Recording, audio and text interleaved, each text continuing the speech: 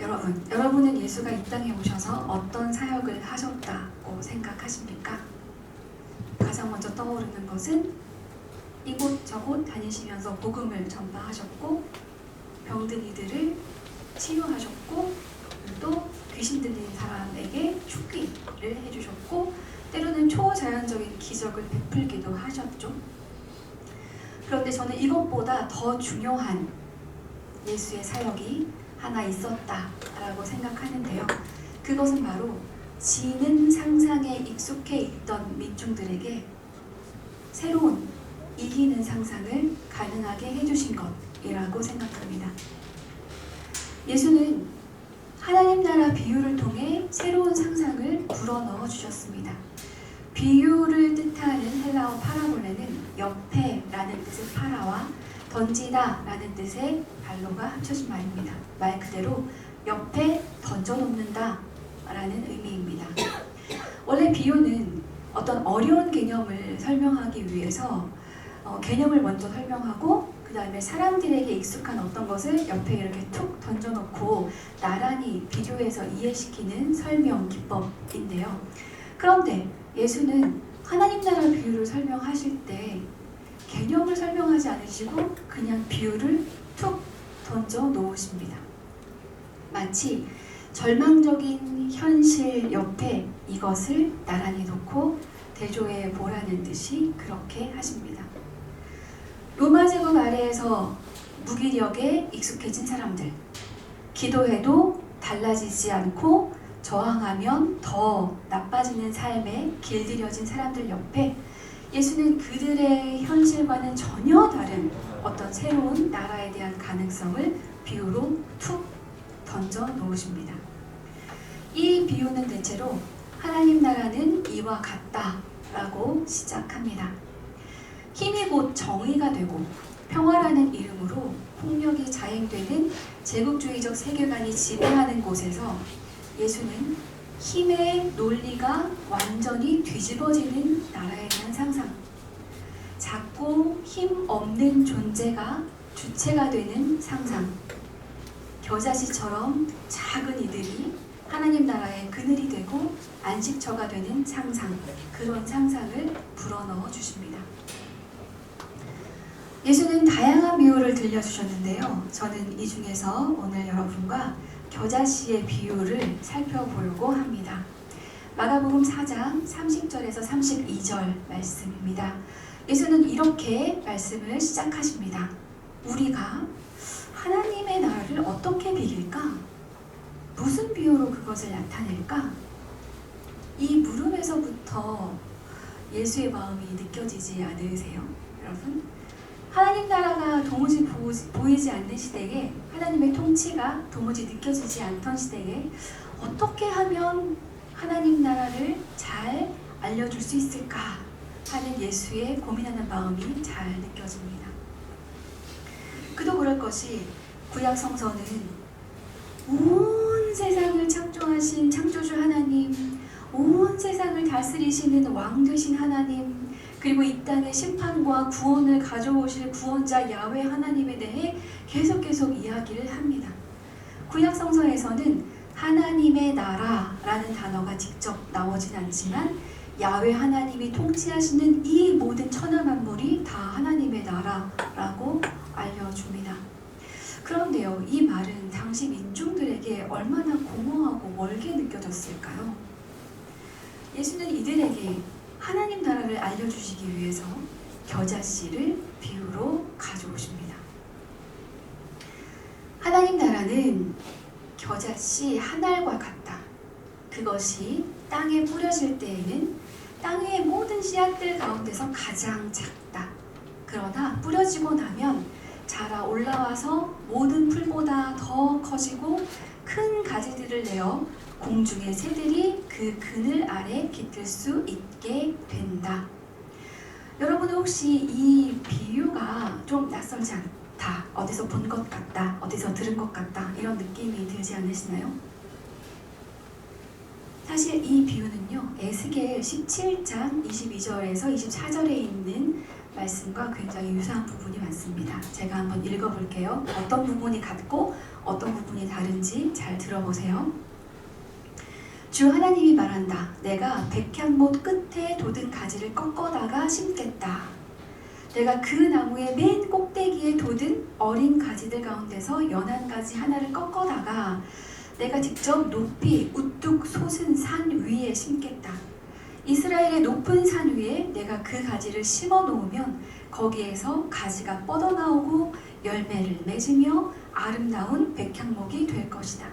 그때에는 온갖 새들이 그 나무에 깃들이고 온갖 날짐승들이 그 가지 끝에서 보금자리를 만들 것이다. 그때야 들의 모든 나무가 나주가 높은 나무는 낮추고 낮은 나무는 높이고 푸른 나무는 시들게 하고 마른 나무는 무성하게 하는 줄을 알게 될 것이다. 나주가 말하였으니 내가 그대로 이루겠다. 자, 좀 떠오르시나요? 어떤 점이 같고 어떤 점이 다른지? 이 말씀은 바빌론 포로기라는 절망적인 상황 속에서 주시는 하나님의 말씀입니다. 왕조가 끊긴 상황에서 백향목 나무 가지의 비유를 들어서 다윗 왕조의 회복, 유다의 재건 이루시겠다는 회복의 말씀으로 들립니다. 예수는 이 에스겔의 단락을 분명히 알고 계셨던 것 같습니다. 에스겔의 이 비유도 충분히 위로가 되는 회복의 말씀이지만 예수는 이 비유를 그대로 설명하지 않습니다. 예수 비유의 놀라운 점은 백향목 나무 가지를 겨자씨로 바꾸어 냈다는 데 있습니다.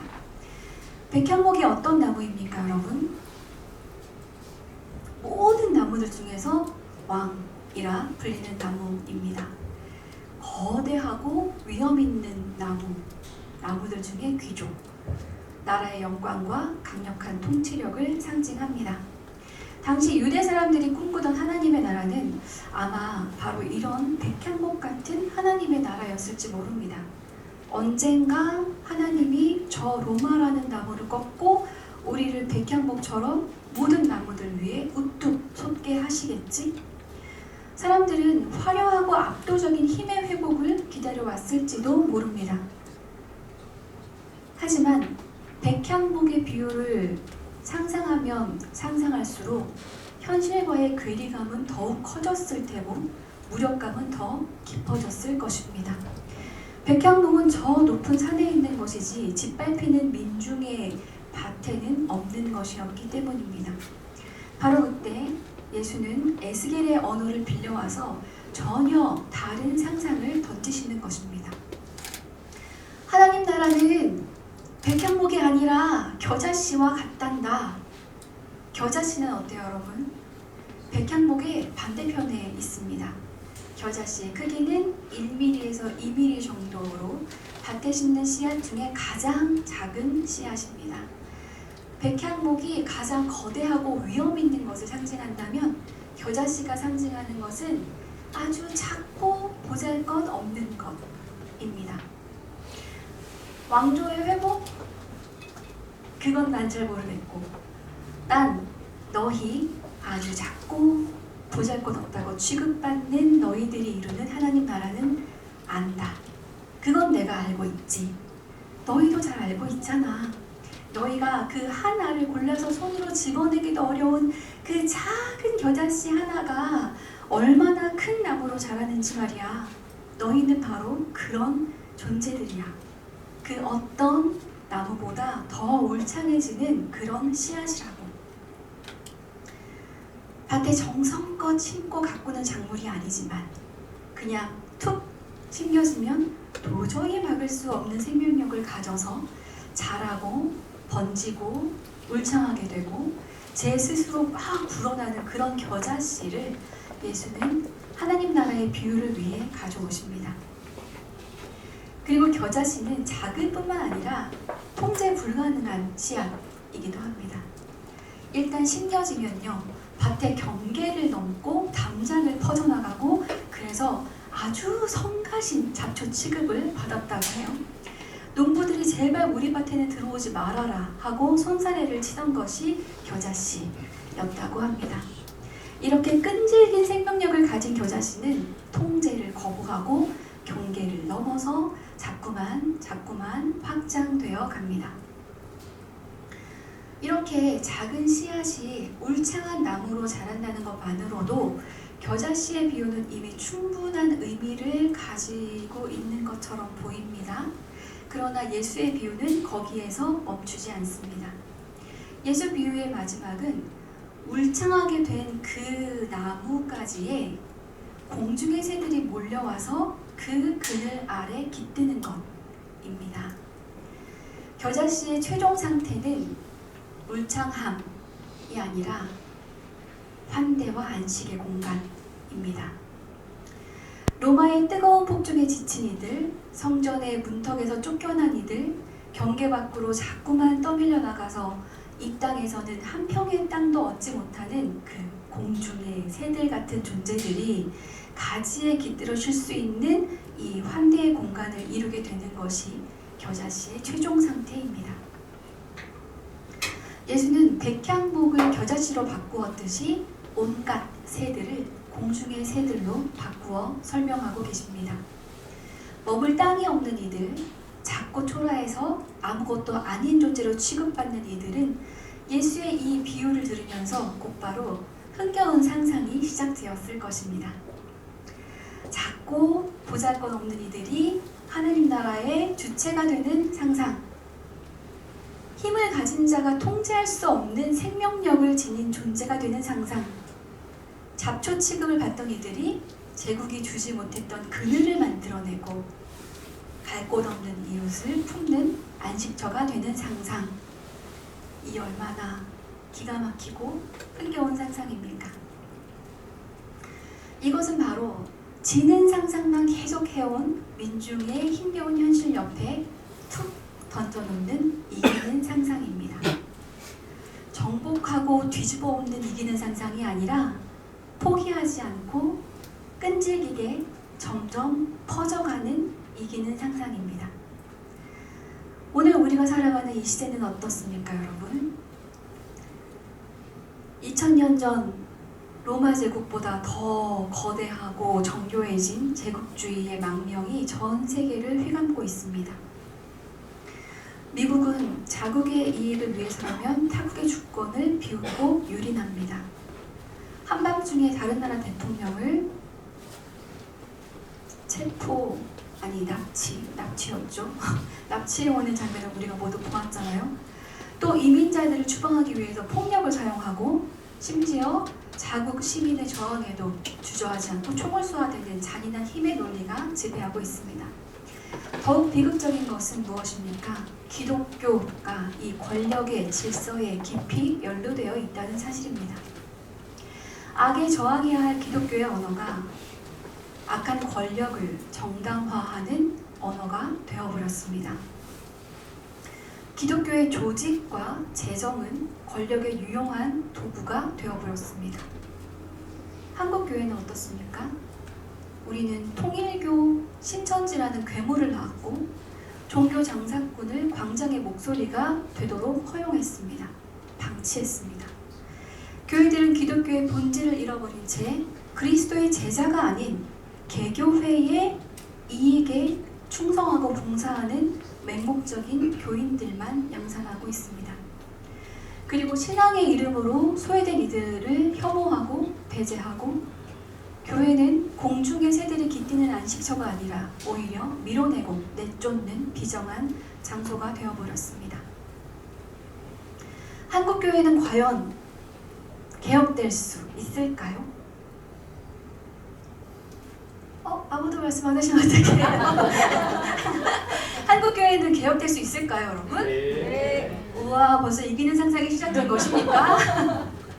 우리 사회는 바뀔 수 있을까요? 네. 작습니다. 점점 더 강력해지는 상대 앞에서 우리는 작고 지는 상상을 하기 쉽고 무기력을 학습하기가 쉽습니다. 오늘 우리에게 예수의 겨자씨 비유가 다시 필요할 것 같습니다. 저는 우리에게 이 새로운 상상력을 불어넣는 일을 바로 교회개혁 실천연대가 해야 한다고 생각합니다. 교회를 개혁하는 것이 곧 사회를 개혁하는 일이고 실천하고 연대하는 일은 겨자씨가 기꺼이 큰 나무가 되어 그늘을 만들어내는 일이기 때문입니다. 힘이 지배하지 않는 사회, 연약한 이들이 존중받는 사회, 목소리를 빼앗긴 사람들이 자기의 목소리를 되찾는 사회, 소수자들이 혐오와 차별에 희생되지 않는 사회, 이런 사회를 끈질기게 상상이 되는 것이 바로 교회개혁 실천연대의 사명이라고 생각합니다. 한 가지 더 말씀드릴 것은 예수의 상상은 결코 머릿속에 머무는 희망 고문이 아니었다는 것, 몸으로 하는 상상이었다는 점입니다. 예수는 연약한 이들 곁에 머물면서 그 상상을 자꾸만 현실로 만들어 가셨습니다. 제국의 힘의 논리가 안 된다고 할 때 실천하고 연대하면서 가능성을 보여주셨고, 종교가 사람들을 죄인이라고 밀어댈 때 온몸으로 그들을 안아주는 실천과 연대로 상상을 자꾸만 현실로 만들어 가셨습니다. 그래서 예수가 가는 곳곳마다 새로운 상상이, 새로운 세상이 되었습니다. 이제 교회개혁 실천연대가 가는 곳마다 그런 새로운 세상이 만들어지면 너무 신나겠습니다. 그렇죠? 네. 여전히 많은 한국교회가 권력을 놓지 못하고 있는 것은 위로부터의 개혁인 이 백향목 가지의 비유를 붙들고 있기 때문은 아닌가 생각을 해봅니다. 지금은 백향목 가지의 상상이 아니라 겨자씨의 상상이 필요한 때입니다. 작지만 결코 죽지 않는 겨자씨의 상상으로 아래로부터의 개혁을 통해서 교회와 사회를 바꾸는 교회개혁 실천연대가 되시길 주님의 이름으로 축원합니다. 우리가 기꺼이 스스로 겨자씨가 되어서 땅에 내릴 때, 그리고 우리가 싹을 틔우고 두려움 없이 가지를 쭉쭉 뻗어낼 때, 공중의 새와 같이 갈 곳 없는 이들이 비로소 우리 곁에 찾아와서 안식하게 될 것입니다. 그곳이 새로운 교회입니다. 공중의 새들이 찾아와 쉬고 노래하는 흥겨운 상상을 함께하면서 아래로부터의 개혁을 통해 한국 교회와 사회를 바꾸어 갑시다. 그때 비로소 우리가 서로에게 도움이 되었음을, 우리 가운데 하나님이 도움이 되셨음을 깨닫게 될 것입니다. Learned helplessness가 아니라 Learned helpfulness의 시대가 될 것입니다. 흥겨운 상상을 몸으로 살아내 교회와 사회를 바꾸어내는 교회개혁 실천연대가 되시길 주님의 이름으로 간절히 축원합니다. 우리 잠시 침묵으로 기도합시다.